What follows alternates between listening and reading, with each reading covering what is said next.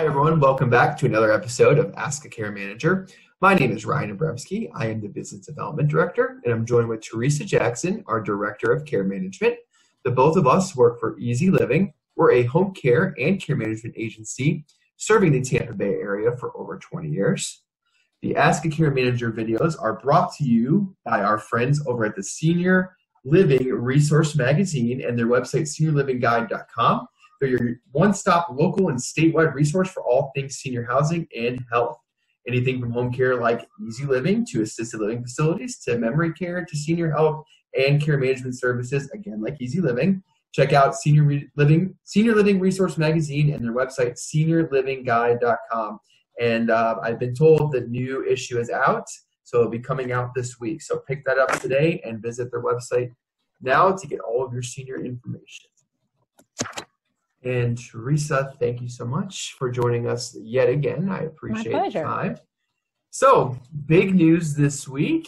I think this is actually probably national news at this point, but Governor DeSantis signed an emergency order this week for the safe and limited reopening of our senior care facilities. I know this was a massive push. I think really spearheaded by Mary Daniel, who we had the pleasure to interview and tell her story. But I know she kind of spearheaded, and I know she was on Governor DeSantis's recommendation board. And with a tearful speech and a signature, Governor DeSantis has now allowed our senior care facilities to have safe and limited visitation there. So what do you think about that? And what about some information here that you guys know as far as care management to help some of our families out? This is great news. And, I think we just need to reiterate that every facility is going to be different. Mm-hmm. So, and there's definite rules that you need to follow. And I know that you're going to be posting where our viewers can find the specific rules and regulations to this order. But there's a couple of different categories. So you have the essential caregiver that can now go in and visit, and this is someone that's providing care to their loved one. Like in Mary Daniel's situation, she was going in and helping her husband get dressed for bed every evening. I'm familiar with a lady that goes in and she used to, and hopefully she'll be able to continue now to go. She used to go in almost every meal, but at least daily, and help her husband eat because he had vision impairments, including cognitive issues. So she would go in and make sure that he got the meal that he needed. The facilities are there, and if she wasn't able to make it, of course they're going to help him. But this is her spouse that she's caring for, and she wanted to continue to do that. So hopefully she'll be able to get back in to assist. Care manager, like Mary's case too, where she was, she was for months. When he moved in, she was there every night to make sure he was fed and in bed, and it was just. Not to say the facility wouldn't do that, but it was just one less of their residents that they had to worry about, and they could care, divide that time up to the other residents there. So I know that helps the facilities out too. Exactly, and the human touch and the whole isolation of not being around that loved one. How often did we hear during this time, I'm afraid when I go back in, he's not going to remember me. Mm-hmm. And when you're looking at a progressive dementia, that can happen. That's real. So then you have the essential caregiver, and I believe a resident can have two essential caregivers, and you have to make appointments. You have to let the facility know. You have to follow the guidelines that they have put in place. But then they also have a compassionate caregiver, compassionate visits. And this can be if someone is in the process of passing away. Or it's not just that. Also, it could be that the resident is actually experiencing another loss. Maybe they've had a child pass away or maybe they've had difficulty transitioning into this community, the facility, and they just need that additional compassion visit to get them through this process. So it's not just when someone's dying is this visit allowed. So, a major upset, difficult transition or loss, that's the definition of the compassionate visit. And then we are also, and I believe, and again, you'll be providing the links to the actual rules and regs, but I do believe they also have another category is just regular visitations, and that is more strict because a facility or community has to be have no reported new cases of COVID-19 for the previous 14 days before they allow visitations that are not considered essential or compassionate, just your regular visitations. So, but it is very exciting, and oh my gosh, the work and the effort that Mary Daniels put into this was just phenomenal. And thanks to the governor for finally sitting down and listening, and Mary Mayhew, who is the secretary of the Agency for Healthcare and Administration, for listening to Mary.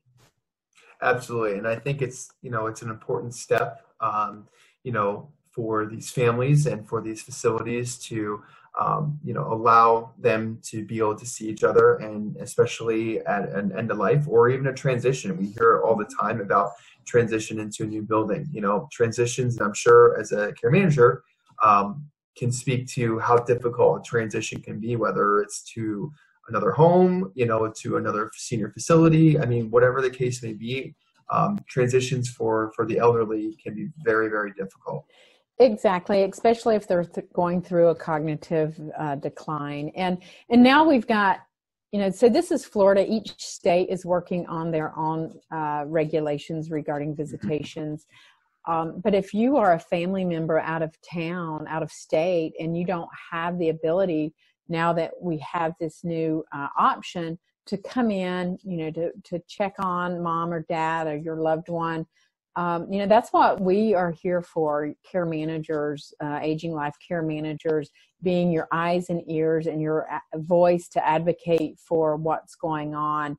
I mean, going in and being able to see up close and personal, is oral hygiene being done? Or is nail care, both your hands and your feet, is that being taken care of? I mean, being able to provide that service for families who are out of state, that's what we're here for, and that's what we love to do, being able to be that, provide that service and be that advocate for your loved ones that you can't be here for. Absolutely. And I know, like I said, it's almost like when a 16-year-old gets their driver's license. It's exciting, but it's also very nerve-wracking too. And I think, we want to make sure that this is done safely. I know the facilities want to be done safely. I know that was a big thing that Governor DeSantis promoted during his speech about making sure this is safe, because, we obviously don't want to bring COVID into a building, and we don't want to, make it, more of a threat to those individuals inside those buildings. So, but at the same time, I know these families are just very, very excited to start getting the chance to go see their loved ones face to face. Exactly. And another thing that's going to be available, which has been put on hold, is going to outside doctors. So not always does the facility doctor, that's usually just a primary, and it may be that your aunt is in a community and she continues to see her outside doctor that she's had for 20 years. And, those visits have been postponed due to COVID-19. So if that, again, is where a care manager can come in handy, we're able to facilitate those appointments, assist with them. If we're not providing transportation, we're making sure transportation is being arranged. But meeting the client at the appointment and being there to make sure that, one, the physician knows what's going on, because a lot of times the client still sits there and goes, no, I'm fine. Everything's fine. And then communicating that to the other healthcare providers, communicating that to the family members to make sure that everybody is on the same page with what's going on with their loved one. So that's another way that an aging life care manager could be an asset. Absolutely. Well, we're going to post the direct link to the emergency order that Governor DeSantis released. We'll put it down in the information section by the comments. So if you need to access that to verify what the stipulations and the protocols are.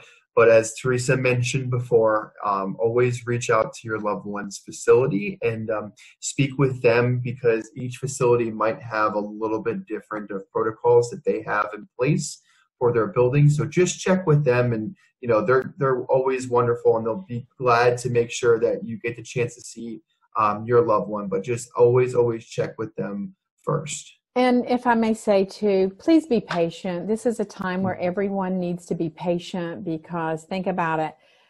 Everybody wants to go today to see mom or dad. Mm-hmm. They have to schedule appointments. They have to make sure that the visit may need to be monitored, just to make sure that the visitor is wearing the appropriate PPE, social distancing, whatever rules that still need to be followed. They may require that you be tested before going in to verify.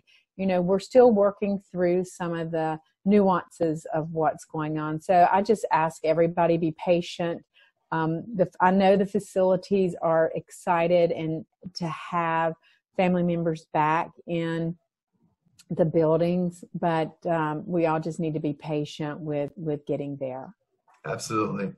Well, Teresa, thank you so much again. And, thank you for the wonderful insight. And, I didn't even think about that, but yeah, definitely be patient with these facilities as they adjust, and they're in a transition period too, to make sure, because we'd rather them take their time and do things the right way than rush and then cause a bigger issue that could put people's lives at stake. So, and then everything being shut down again. We don't want to have to go through this again.